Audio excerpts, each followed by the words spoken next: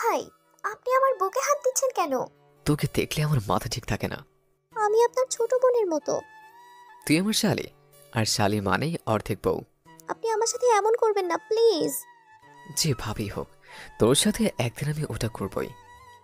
কথাটা বলেই মিমের কাছ থেকে উঠে চলে গেল সোহান। মিম কথাটা শুনে একটু অবাক হলে পুরো অবাক না, কারণ এটা নতুন কিছু নয়। তাই মিম শুধু ভাবছে এই পশুটার হাত থেকে কি করে রক্ষা পাবে। সোহান মিমের দুলাভাই, মানে মিমের বড় আপু আয়েশার বর সোহান। মিম পড়াশোনার সুবাদে সোহানের বাসায় থাকে। লেখাপড়ায় অনেক ভালো সে, তাই গ্রাম থেকে তার বাবা মা তাকে শহরে পাঠিয়েছে তার বড় আপু আয়েশার বাসায়, সেখানে থেকে পড়াশোনা করবে বলে। কিন্তু মিম এখানে আসার পর থেকেই তাই দুলাভাই সোহানের লালসার শিকার। নানাভাবে সোহান মিমকে কোনো প্রস্তাব দিয়ে আসতেছে, কিন্তু আজ সোহান যেটা বলে গেল সেটা শোনার জন্য মোটেও প্রস্তুত ছিল না মিম। মিম বসে বসে ভাবছে কি করব আমি এখন। এখানে থাকলে সোহান একদিন না একদিন তার জেদ পূরণ করবেই। আবার এখান থেকে গ্রামের বাড়ি যাওয়াও সম্ভব না, কারণ সামনেই তার অনার্স দ্বিতীয় বর্ষের ফাইনাল পরীক্ষা। তার উপর আবার তার আপু অসুস্থ। পরীক্ষা না দিয়ে আপুকে এভাবে ফেলে রেখে চলে যাওয়াটাও ঠিক হবে না। তাহলে কি করব আমি? আমাকে এক গ্লাস পানি দিয়ে যা মিম। পাশের রুম থেকে ডেকে কথাটা বলল ওর বড় বোন আয়েশা। আচ্ছা, আসতেছি। বলে উঠে আয়েশাকে পানি দিতে চলে গেল সে। সোহান রুমে আয়নার সামনে দাঁড়িয়ে অফিসে যাওয়ার জন্য রেডি হচ্ছে। এমন সময় মিম পানির গ্লাস হাতে নিয়ে রুমে প্রবেশ করলো। মিমকে দেখে সোহান একটা হাসি দিয়ে বলল, কি খবর, ভালো আছো আমার সুইট শালি? হুম। দায়সারা জবাব দিয়ে আয়েশাকে পানি দিল মিম। দিয়ে চলে আসবে এমন সময় আয়েশা বলল, যাচ্ছিস কেন? একটু বস না। আয়েশার কথাই বসল মিম। সোহান রেডি হয়ে অফিসে চলে গেল। তারপর আয়েশা বলল, তোর পরীক্ষা কবে থেকে? সামনের মাসের 6 তারিখ আপু। ও, আজ কলেজে যাবি না? ফর্ম ফিল আপের টাকা ছাড়া কলেজে গিয়ে লাভ কি বলো? আচ্ছা, তোর ফর্ম ফিল আপের লাস্ট ডেট কবে? 24 তারিখ। আজ তো 22 তারিখ, তাই না? হুম। আচ্ছা, আমি আজ আবার তোর দুলাভাইকে বলবো তুই আজ কলেজে যা, আমি দেখছি। তারপর উঠে তার রুমে চলে আসলো মিম। মিম ভালো করেই জানে আয়েশার কথায় ফর্ম ফিল আপের টাকা দেবে না সোহান। কেন দেবে না সেটাও সে জানে, কারণ সোহান টাকার বিনিময়ে মিমকে চায়। তাই সে সকালে ওই কথাটা এতটা জোর দিয়ে বলল। সোহান ভালো করেই জানে মিম তার বাড়ি থেকে ফর্ম ফিল আপের টাকা নিতে পারবে না, সেই সাধ্য নেই তার পরিবারের। এসব ভাবতে ভাবতে কেটে গেল কিছু সময়। তারপর মিম রেডি হয়ে বেরিয়ে পড়ল কলেজের উদ্দেশ্যে। কিছুক্ষণ হাঁটার পর কলেজে পৌঁছই মিম। কলেজে গিয়ে গাছতলায় বসে বসে ভাবছে কি করে ফর্ম ফিল আপের টাকা জোগাড় করব। কেমন আছো মিম? ওহ, তুমি? এই তো আছি। তুমি কেমন আছো রাজীব?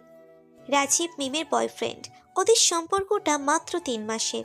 আসলে রাজীব অনেক দিন থেকে মিমের পিছনে ঘোরে, কিন্তু মিম সায় দেয়নি।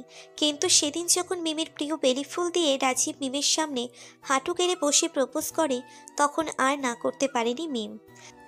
ভালো, চলো ওইদিকে যাব। না, আমি যাব না, তুমি যাও। কেন? আর তোমার মন খারাপ কেন? কই না তো। মিথ্যা বলবা না, আমি তোমার মুখ দেখেই বুঝতে পারছি কিছু একটা হয়েছে। আর আমি লক্ষ্য করছি কিছুদিন থেকে তোমার মন সবসময় খারাপ থাকে। বাদ দাও, কিছু না, পরে বলবো। আচ্ছা, জোর করলাম না, তবে পরে বলবা কিন্তু। হুম। এখন চলো, সবাই ওয়েট করছে। তারপর মিম ও রাজীব উঠে পড়ল আর হাঁটতে শুরু করলো। কিছুক্ষণ বন্ধুদের সাথে কাটানোর পর একটা টিউশনি করাই সেটা করিয়ে বাসায় ফিরল মিম। রুমে গিয়ে ব্যাগটা রেখে ফ্রেশ হয়ে একটু রেস্ট নিবে, তখনই আয়েশার ডাক। মিম, একটু এদিকে আয় তো। মিম তাড়াতাড়ি উঠে আয়েশার রুমে যায়। কি আপু? কোথায় ছিলি? সেই কখন থেকে ডাকছি। কলেজে গিয়েছিলাম। ও, আমার ওষুধটা দে। আয়েশাকে ঔষধ দিয়ে আবার তার রুমে চলে আসলো মিম। রুমে এসে একটু রেস্ট নিয়ে লাঞ্চ সেরে শুয়ে শুয়ে ভাবছে দুলাভাই কেন এমন করছে আমার সাথে। আপু আর উনি তো ভালোবেসে বিয়ে করেছিল। আপুর মুখে এখনো শুনি সে নাকি দুলাভাইকে নিয়ে গর্বিত, কপাল গুনে নাকি এমন বর পাওয়া যায়। আর উনি কিনা আমার সাথে এসব করে। আমি যে ওনার শালি সেটা ভুলে যাই শুধু শুধু আমার দেহটার জন্য, আমার শরীরের জন্য। ওনার যদি এতটাই শারীরিক চাহিদা থাকবে তো উনি পতিতা পল্লীতেও তো যেতে পারে। কিন্তু উনি সেটা না করে আমাকেই কেন বেছে নিল? ছি, ভাবতেই যেন কেমন লাগছে মিমের। কিন্তু তার এখন আসল চিন্তার বিষয় ফর্ম ফিল আপের টাকা কোথায় পাবে। তার বাবা মাকে বলেও তো লাভ নেই, বরং ওনারাই মিম এবং সোহানের থেকে টাকা নেয় প্রতি মাসে। তা দিয়েই চলে তাদের সংসার, সাথে ঔষধের দামও। আর টিউশনির টাকা যা দেয় তা থেকে বাড়িতে দেওয়া আর নিজে চলতেই চলে যায়। তারপর মিম ভাবতে লাগলো, এসব কি আপুকে বলবো? আপুকে বললে তো আপু বিশ্বাসই করতে চাইবে না, ও এসব ভালো মাইন্ডে নেবেই না। আর বিশ্বাস করলেই বা কি, ও তো নিজেই সোহানের উপর নির্ভরশীল। পরে যদি আমার জন্য ওদের সংসারে আগুন লাগে তাহলে রাজীবকে বলবো? পরে যদি আবার সে আমাকে উল্টো ভুল বোঝে, সে যদি আমার কথাটা উল্টোভাবে নেয়? কেননা ছেলেরা তো একটু বেশি সন্দেহপ্রবণ, তাদের দৃষ্টিকোণ একটু আলাদা। তাহলে কি করব আমি? এসব ভাবতে ভাবতে সন্ধ্যা হয়ে এলো। মেয়ে উঠে রান্না করে। সোহান আয়েশার খাবার তাদের রুমে দিয়ে এসে একটু পড়তে বসলো। রাত 10টা পর্যন্ত পড়ে, লাইটটা অফ করে শুয়ে পড়লো। কিন্তু কিছুক্ষণ শুয়ে থাকার পর তার রুমে কারো উপস্থিতি টের পেয়ে তাড়াতাড়ি বিছানা থেকে উঠবে, তখনই কেউ তাকে ধাক্কা দিয়ে বিছানায় ফেলে দিয়ে তার মুখ চেপে ধরল। মিম অনেক চেষ্টা করেও সেই হাত তার মুখ থেকে সরাতে পারল না। অন্ধকারে আবছা আবছা দেখেই বুঝতে পারল এটা আর কেউ নয়, তার দুলাভাই সোহান। ভয়ে একদম চুপসে গেল মিম।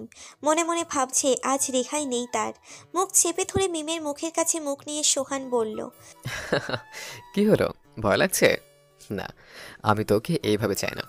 আমি চাই তুই নিজে এসে আমাকে ধরা দে।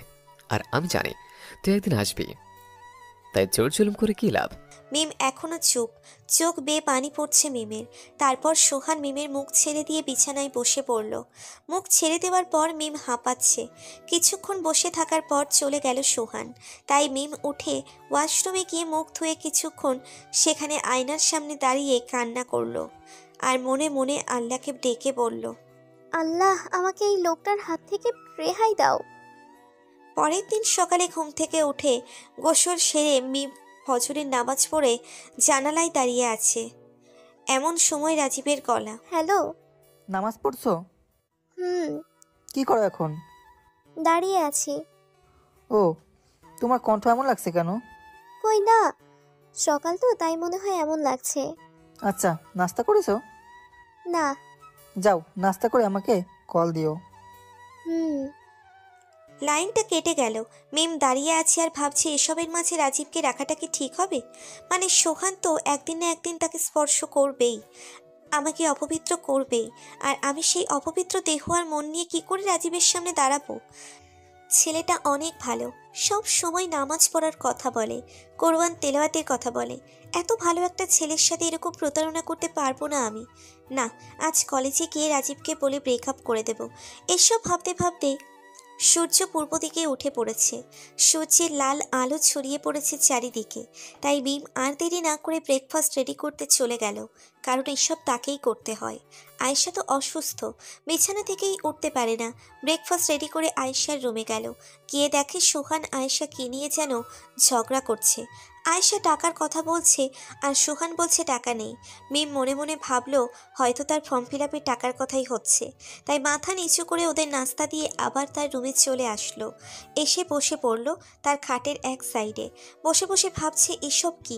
আমার জন্য আজ প্রথম আপু এবং দুলাভাইয়ের মাঝে ঝগড়া শুনলাম। আর এই ঝগড়ার প্রধান কারণ আমি, টাকা আর আমার শরীর। তাহলে আমার জন্যই এই অশান্তির শুরু? কিন্তু আমি কি করব? বিলিয়ে দেব আমাকে ওই লোকটার কাছে? আর এটা করলেই কি সব সমাধান হবে? কলেজ টাইমের আগে মিম কলেজে যাওয়ার জন্য রেডি হচ্ছে। এমন সময় আয়েশার ডাক। মিম। আপু আসতেছি। আচ্ছা। বলো আপু। তোর দুলাভাই টাকা দেবে না বললো। আজ তোর ফর্ম ফিল আপ করতে কত টাকা লাগবে? 5200 টাকা। আমার কাছে তো এত টাকা নেই, 2000-এর মতো হবে। ওহ, আমার কাছেও এখন টাকা নেই। আচ্ছা তুমি চিন্তা করো না, আমি ব্যবস্থা করে নেব। বলেই মিম চলে আসলো। তারপর কলেজের জন্য বেরিয়ে পড়লো। কলেজে গিয়ে রাজীবকে জন্য ওয়েট করতে লাগলো। বেশ কিছুক্ষণ পর আসলো রাজীব। তারপর মিম বলল, আমার ব্রেকআপ চাই রাজীব। কেন? জানি না, কোনো কারণ তো দেখাও। আমি নিজেকে তোমার যোগ্য মনে করি না। চট দেখছো? মারো, চর মারো, যত খুশি মারো, কিন্তু আজ থেকে আমাকে নিয়ে আর ভেবো না, কারণ আমি ভালো মেয়ে না। বলেই চলে গেল। মিম কাঁদতে কাঁদতে কি হলো না হলো রাজীব কিছুই বুঝলো না। বাসায় চলে আসলো মিম। রাত 10টা। বসে বসে ভাবছে মিম, কাল ফর্ম ফিল আপের শেষ দিন, কিন্তু আমার হাতে একটা টাকাও নেই। আবার আমার জন্য দুলাভাই আপুর সাথে খারাপ ব্যবহার করা শুরু করছে। আজ সন্ধ্যায় আপু টাকা চাইলে তার গায়ে হাত পর্যন্ত তুলেছে সোহান। এসবের একটাই মানে, আমি আর আমার শরীর। ওকে, তাই হবে। সোহান যা চায়। কিছুক্ষণ বসে থাকার পর মিম উঠে সোহানের কাছে গেল। গিয়ে সোহানকে ডেকে নিয়ে আসলো তার রুমে। সোহান মনে মনে ভাবছে, এটাই তো চাই আমি। মিম সোহানকে তার রুমে নিয়ে এসে কিছুক্ষণ দাঁড়িয়ে থাকার পর নিজের বুকের থেকে ওড়না সরিয়ে নিয়ে বলল, নিন, আমাকে ভোগ করেই যদি আপনি সুখ পান তাহলে করুন আপনার যা মন চায়। আপনি তো আমার জন্য এখন আপুর সাথেও খারাপ ব্যবহার করছেন। নিন, শুরু করুন। সোহান নীরব হয়ে দাঁড়িয়ে আছে। সোহানের দাঁড়িয়ে থাকার পর মিম বলল, কি হলো, এখন দাঁড়িয়ে আছেন কেন? এমনি। আপনি কি ভাবছেন আমি টাকার জন্য এসব করতে রাজি হচ্ছি? না, টাকার জন্য না। মিমের মুখে কথাটা শুনে একটু অবাক হয় সোহান। মনে মনে ভাবে, তাহলে কি মিম সব জেনে গেছে? আমার সব প্ল্যান তাহলে মাটি? কি হলো, দাঁড়িয়ে আছেন কেন? টাকার জন্য হোক আর যে জন্যই হোক, আমি তো এখন রাজি। তাহলে তুমি এসবে রাজি হলে কেন? সেটা জেনে আপনি কি করবেন? বলো শুনে। আপুর জন্য। কি? আপনি যখন আপুকে গালাগালি করতেছিলেন তখন খুব খারাপ লাগছিল আমার, কারণ আমি জানতাম আপনার গালাগালি করার কারণ কি। তাই রাজি হয়ে গেলাম, কারণ আমি চাই না আমার জন্য আমার অসুস্থ আপুটা কষ্ট পাক। আপনাকে একটা কথা বলবো? বলো। আজকের পর থেকে আর কোনো মেয়ের দিকে তাকাবেন না প্লিজ, কারণ আপু আপনাকে অনেক ভালোবাসে। আপনাকে আপু একটা ফেরেশতা ভাবে। ওর বিশ্বাসটা ভাঙিয়েন না। আর আমি কথাগুলো বলতে বলতে চোখ মুছে নিল মিম। আর তুমি কি? আমি আপনাকে নিজের বড় ভাই ভাবতাম। জানেন, আমার কোনো বান্ধবী যদি বলতো আপনি আমার কে হন, তাহলে আমি বলতাম বড় ভাই হন। সোহান কথাটা শুনে কিছুক্ষণ নীরব থাকার পর মাটি থেকে মিমের ওড়নাটা তুলে ওর বুকে দিয়ে বলল, সরি। সরি কেন? ধন্যবাদ। কি হলো আপনার? একবার সরি, একবার ধন্যবাদ। সরি কিসের জন্য আর ধন্যবাদ কিসের জন্য? সরি এই জন্য যে তুমি আমার চোখ খুলে দিয়েছ, আর ধন্যবাদ এই জন্য যে তুমি আয়েশাকে আবার নতুন করে চিনতে সাহায্য করেছ। ওহ। আমি তোমাকে একটা কথা বলবো। বলেন। আমার রাজীবের সাথে কথা হয়েছে।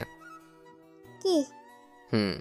আজ অফিস থেকে আসার সময় ওই সে আমাকে ওর পরিচয় দিয়ে তোমার আর ওর ব্যাপারে সব বলেছে।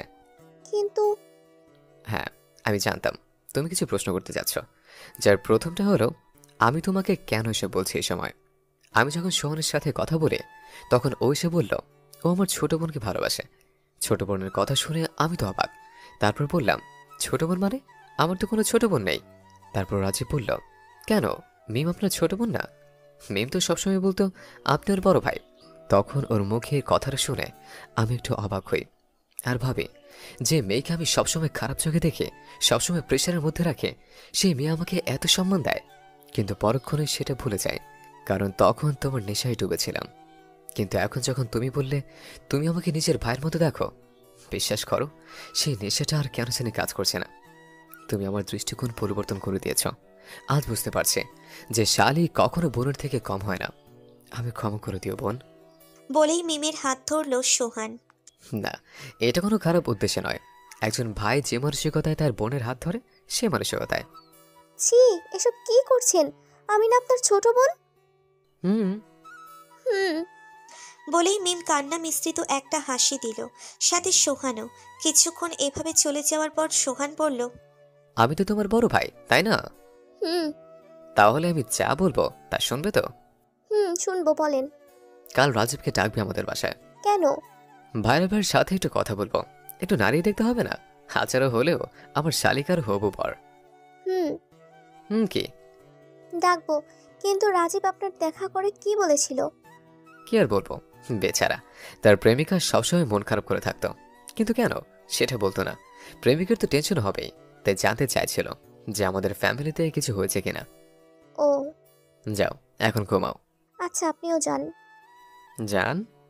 আরে যাইতে বলছি। ও ওকে, শুভরাত্রি। যান তো, আমি ঘুমাবো। সোহান চলে গেল। মিম দরজা লাগিয়ে বিছানায় শুয়ে পড়ল। আজ মিমের নিজেকে খুব হালকা লাগছে। বুক থেকে যেন খুব ভারী একটা পাথর সরে গেল। মিম মনে মনে ভাবছে, সোহান ভাইয়া আসলে অনেক ভালো মানুষ। আপু সত্যিই অনেক লাকি, কিন্তু আমার কপালে আল্লাহ যে কি লিখেছে সেটা উনিই ভালো জানেন। এসব ভাবতেই রাজীবের কথা মনে পড়ে গেল। তাই মোবাইলটা হাতে নিয়ে রাজীবকে কল দিল মিম। একবার রিং হতেই রিসিভ হলো। হ্যালো। সবসময় মোবাইল নিয়ে বসে থাকো নাকি? হুম। কারোর কলের জন্য ওয়েট করেছো কোনো দিন? হয়েছে, আর ওয়েট করতে হবে না। কেন? তুমি দুলাভাইকে কি বলেছো? কই কিছু না। আর উনি তো তোমার ভাইয়া না? কে বললো? উনি। কি জানি। কেমন আছো? ভালো নেই। কেন, কি হয়েছে? ঝামেলা পাকিয়ে বলো কি হয়েছে। মানে আমি কি করলাম? কি করছো জানো না? আজব। আজীব। তুমি ভাইয়ার সাথে দেখা করে সব বলে দিয়েছো কেন? টেনশনে ছিলাম তাই। আর বলেছি তো, কি হয়েছে? ঘোড়ার ডিম হয়েছে, এখন আমাকে অন্য জায়গায় বিয়ে দিয়ে দেবে বললো। কি? জি। এখন বসে বসে আঙুল চুষো। ওনার নাম্বারটা দাও। পারবো না, উনি কাল বাসায় থাকবে। কোন ছেলে পক্ষ নাকি দেখতে আসবে তাই। মানে? মানে টানে বুঝি না। যদি ওনার সাথে দেখা করতে চাও তো কাল চলে এসো আমাদের বাসায়। বলেই কলটা কেটে দিয়ে একটা মুচকি হাসি দিয়ে ঘুমিয়ে পড়ল মিম। রাজীবের কি আর ঘুম হয়? পরের দিন সকালে মিম ঘুম থেকে উঠে ফজরের নামাজ পড়ে আবার ঘুমিয়ে পড়ল। সকাল 7টার দিকে আবার ঘুম ভাঙে ওর। তাড়াতাড়ি করে কিচেনে গিয়ে নাস্তা রেডি করছে ও। এমন সময় মিম মিম বলে কারো ডাক শুনতে পেল। রুম থেকে বেরিয়ে দেখে রাজীব। চোখ দুটো দেখে যে কেউ বুঝতে পারবে ব্যাটা সারা রাত ঘুমায়নি। মনে হয় সিগারেটও খাইছে। এসব দেখে মিম মনে মনে ভাবতে লাগলো, এই ছেলেরা ছ্যাঁকা খাইলে সিগারেট খায়, কিন্তু কেন? শুধু মুখ দিয়ে ধোয়া ছাড়লেই কি কষ্ট কমে? যদি কমে তাহলে শীতকালেও তো মুখ দিয়ে ধোয়া বের হয়, তখন কি আজব। মিম এসব ভেবে তারপর নিজেকে সামলে নিয়ে বলল, কি কি হয়েছে? সকাল সকাল কেউ কাউকে এভাবে ডাকে? তোমার দুলাভাই না ভাইয়া? কোথায় উনি? ডাকো। হ, তোমার মতো বেকার তো সবাই। কাজ কাম নাই, এত সকালে ঘুম থেকে উঠবে? উনি অফিস থেকে ক্লান্ত হয়ে ফিরেছেন কাল, মতায় আজ উঠতে একটু লেট হবে।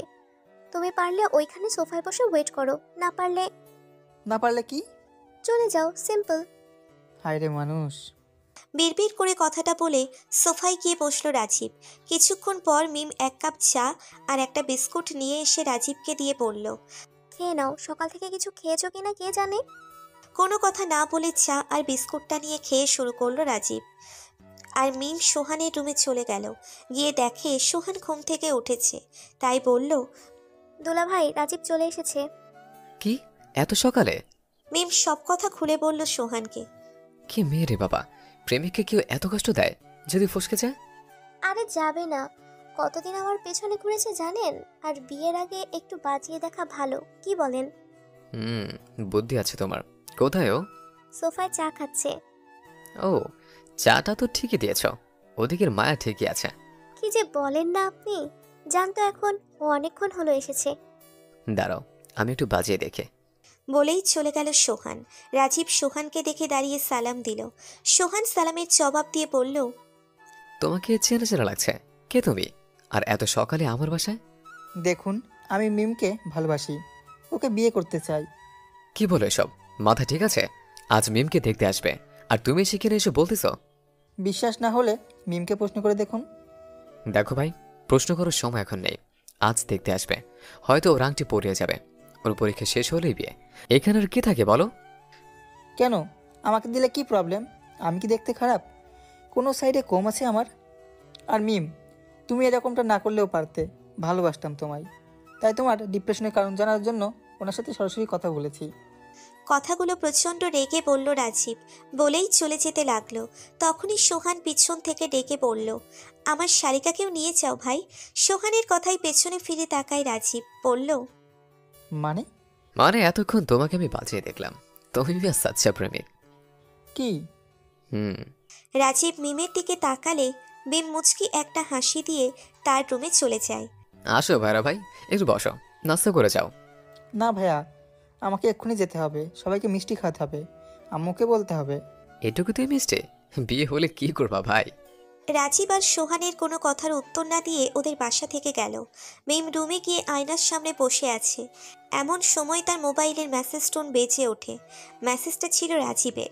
তাড়াতাড়ি সেন্ড করে দেখে তাতে ছোট্ট করে লেখা, আজ কলেজে আসো, তারপর দেখবা মজা কাকে বলে। তারপর মিম মেসেজের রিপ্লাই দিল, আহ, কি আমার পীর পুরুষ রে! আমি চিনি তোমাকে,